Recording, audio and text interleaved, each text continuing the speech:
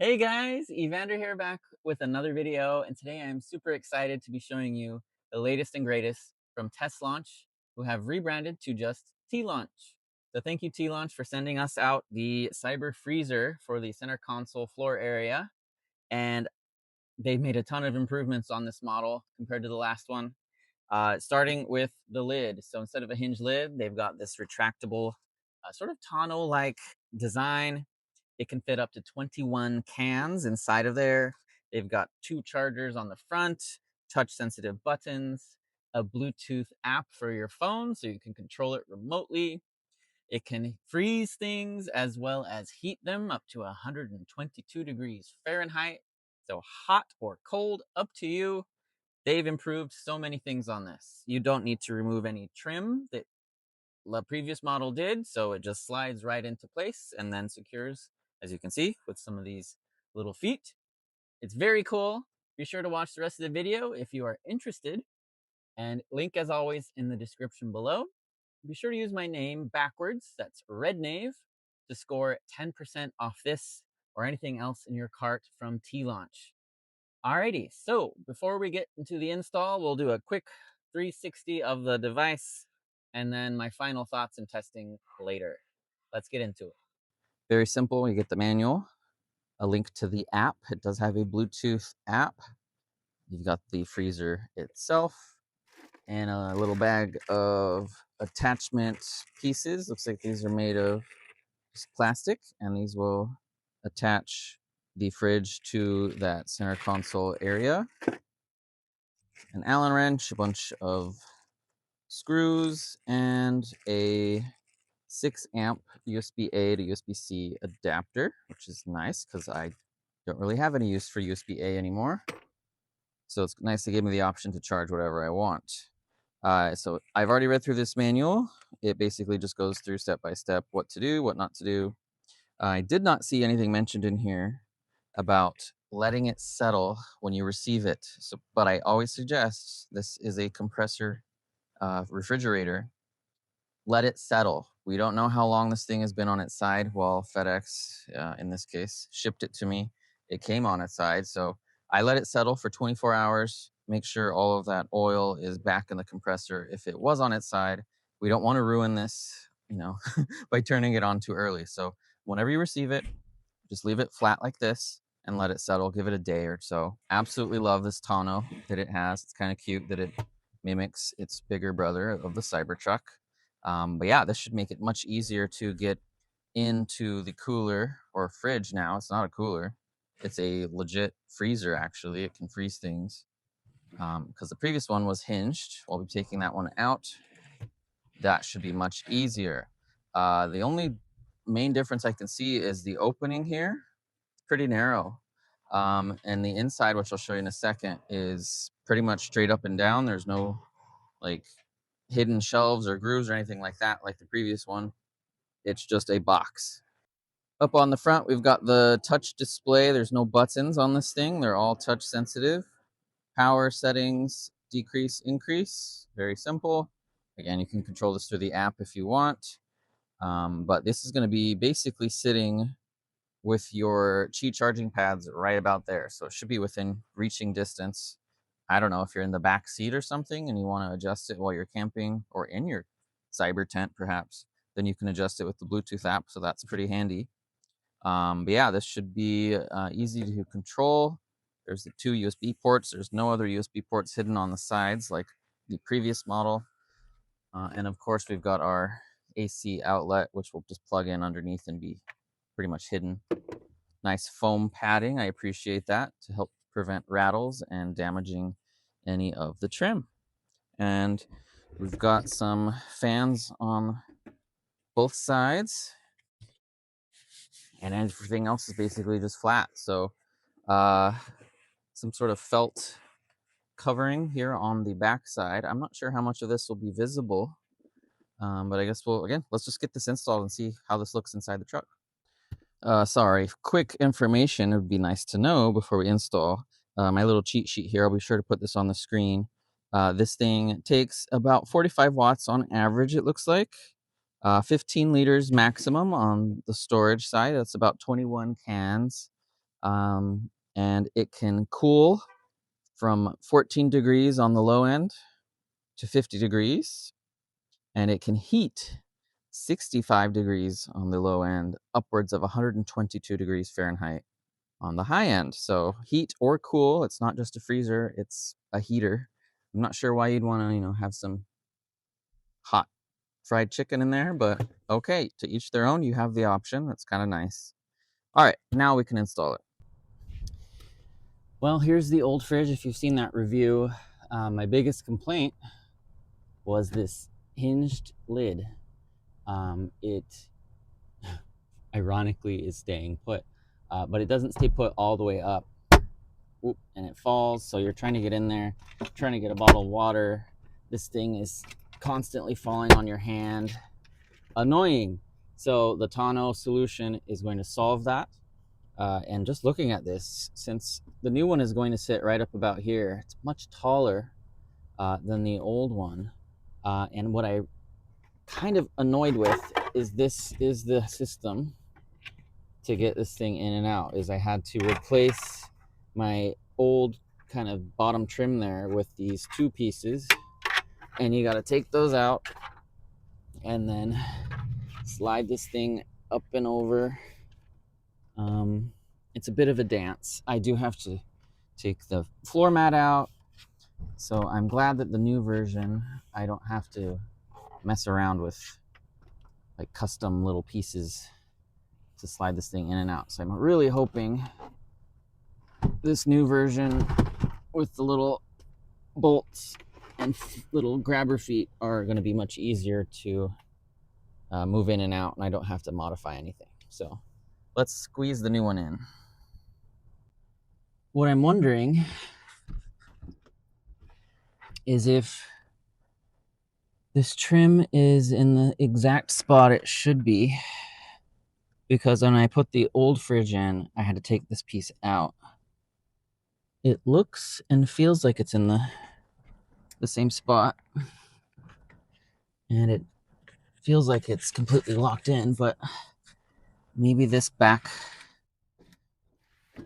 upper trim piece here is in the way, because I did have to pull that down too.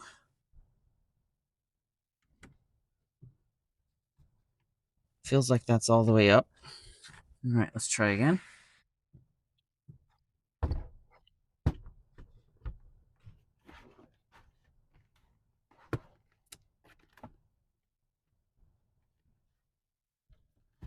That is a very, very tight fit.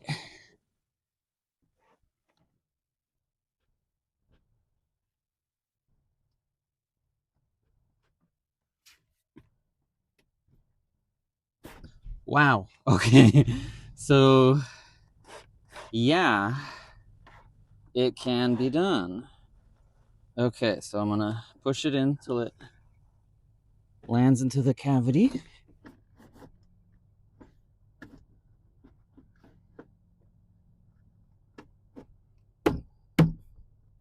It seems to be a little sideways. There we go. Holy moly.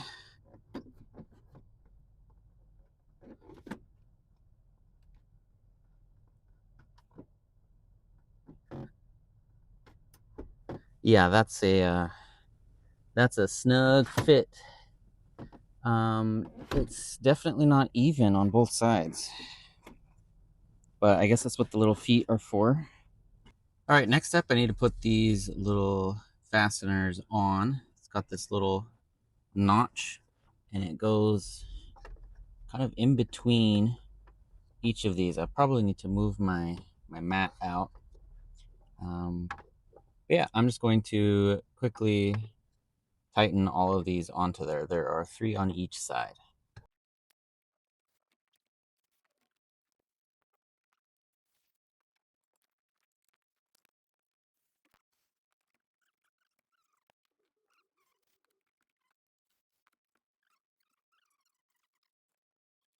Well, I just found my microphone on the floor. I'm not sure how long I was recording with it not even attached to my body, but I'll just rehash some things I was mentioning, perhaps.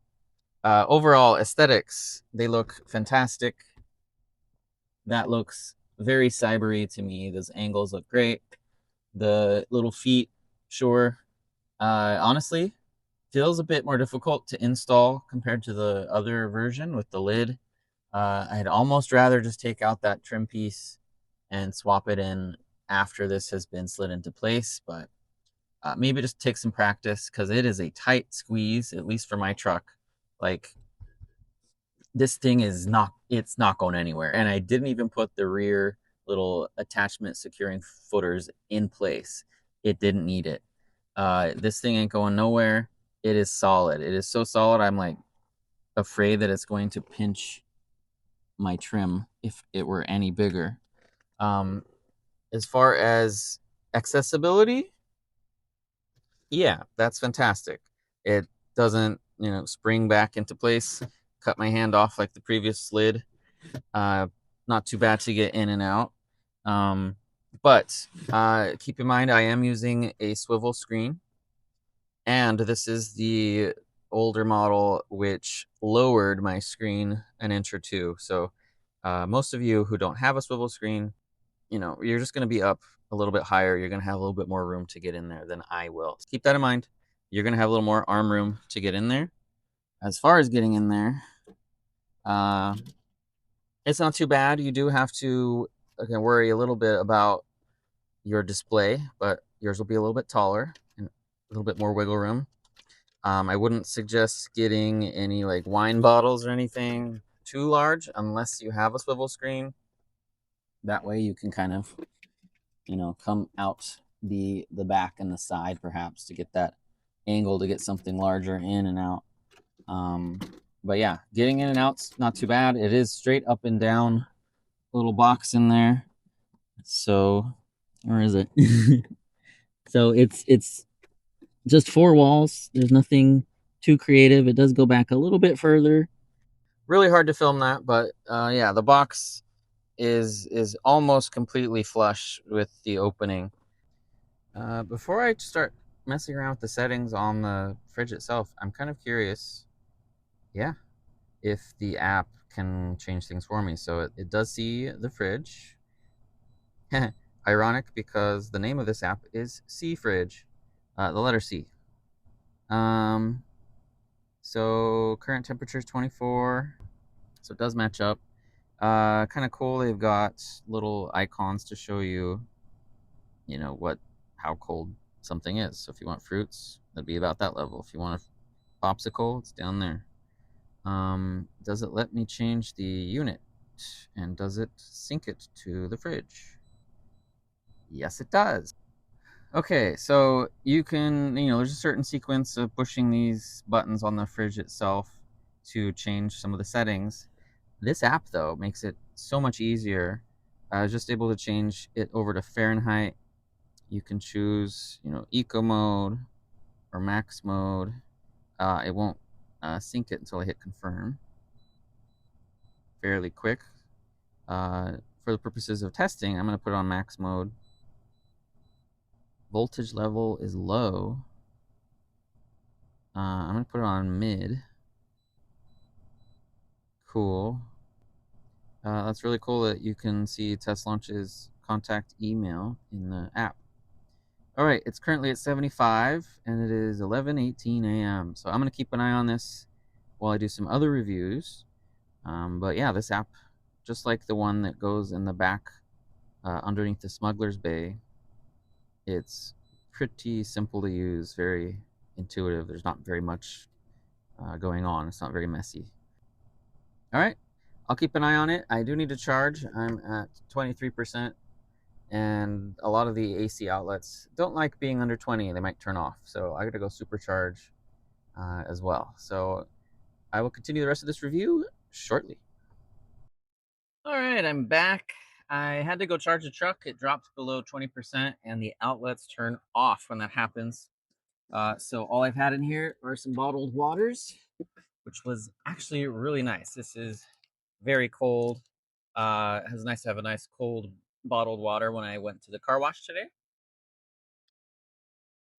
it's definitely a functioning fridge. But I wanted to test it out and verify that it can in fact hold 21 cans.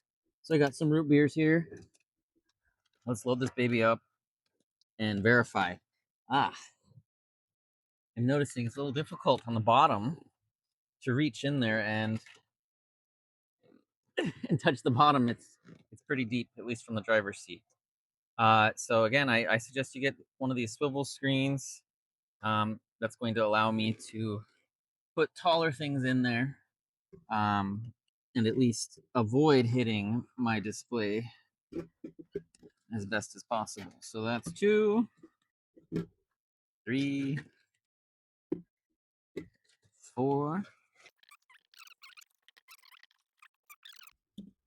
At this point, I'm just going to keep shoving them in until it can't take it anymore.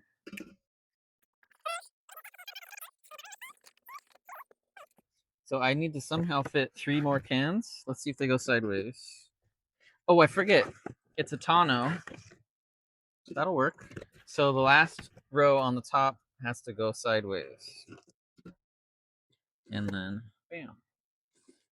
Yeah, I would not fit more than 21 cans perfectly. Alrighty, good morning. It is the next day. This thing has been running for well over 12 hours.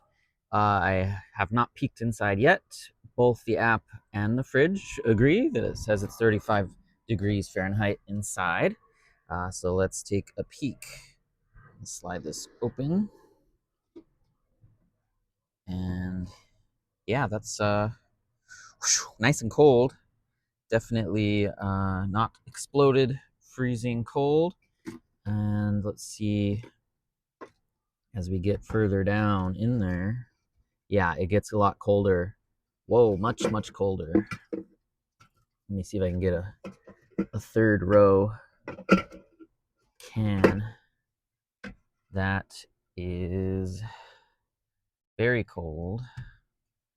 And that is not as cold. So there's definitely a temperature difference. Whatever's on the bottom gets the most cold, and whatever's on the top is the least, which is not surprising at all considering the little bit of insulation, if you'd call it that, from this tonneau.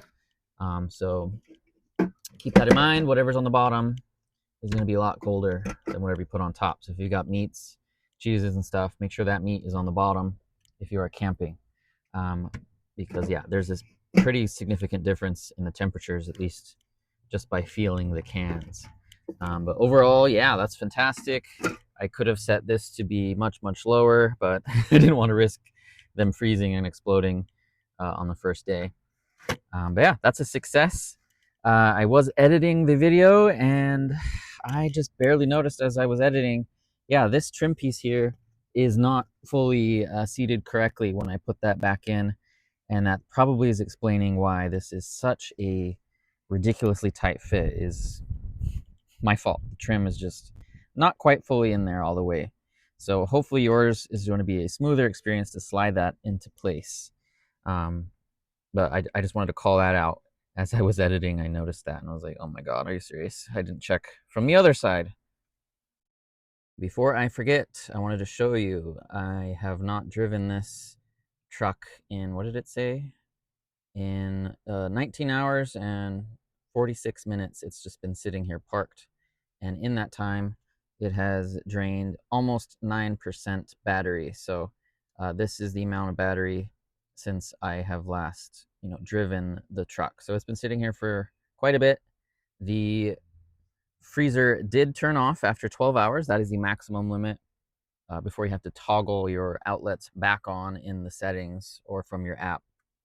So of those 12 or so hours, 9% total from my truck has drained since it's just been idling here.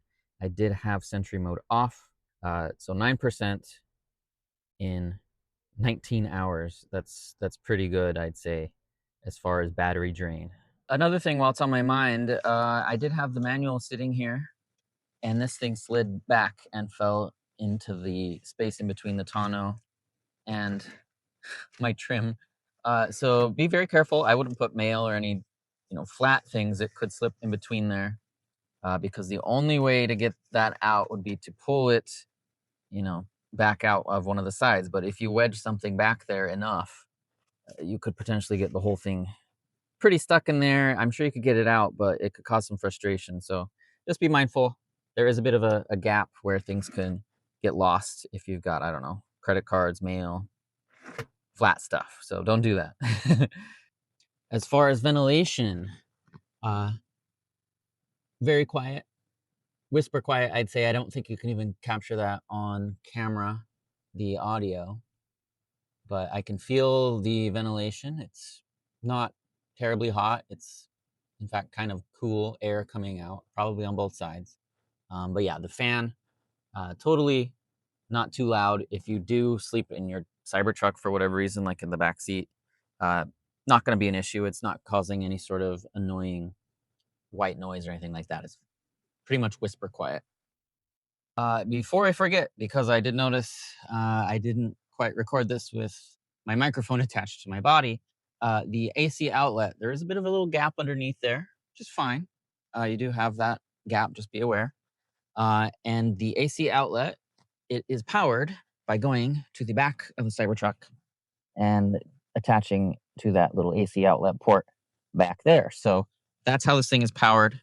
You don't have to go through the center console armrest area, or in my case, I've got an outlet out here. It goes and hides in the back. So if you're using that in the back seat, keep that in mind. It does utilize that port in the back, or you'll have to use one of your ports. It would look pretty ugly though if you tried to wire it inside of your center console, so don't do that. I also forgot to mention, included in this kit in the little baggie are these little rubber caps. These can be used to cover up the little holes over all of the bolt holes. They give you plenty of these to pop in there.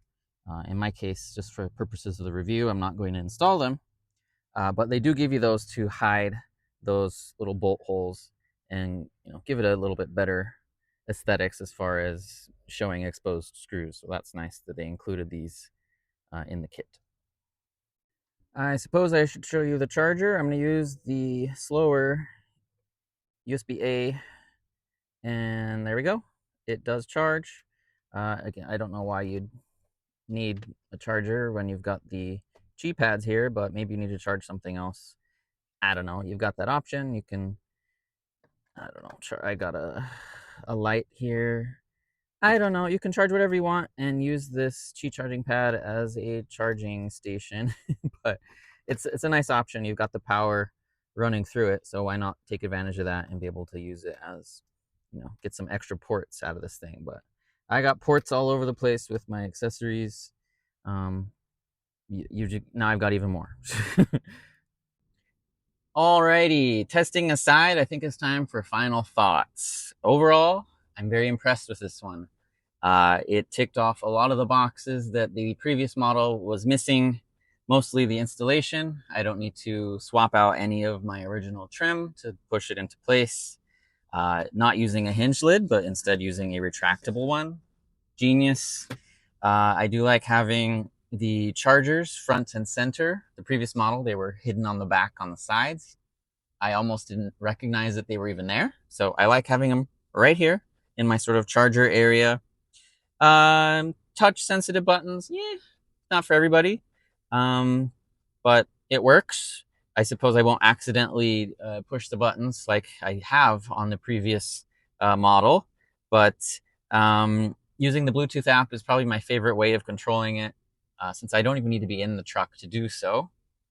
It doesn't use a lot of power, so that's another plus. I don't think it uses more than the previous version. It might even be more efficient.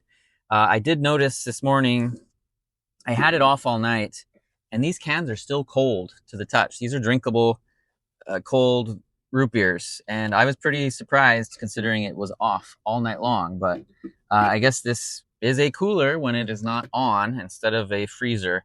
So it's currently says it's like 59 degrees. It turned on when I opened the door.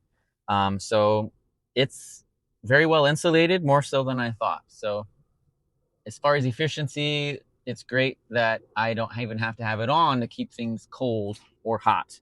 You just put them in there and it's basically an insulated shell. I think the aesthetics, they nailed it. That looks great. Minimal, but cyber-esque. Um, I do need to put the little cap over the little screws if I want to have this installed long term, but I'll be camping in a few weeks and then probably swapping this back out for the organizer, as I need to jump back and forth between needing a freezer and not needing a freezer. So I'll be sure to keep my original box just to store this thing in the garage. So it's not very heavy.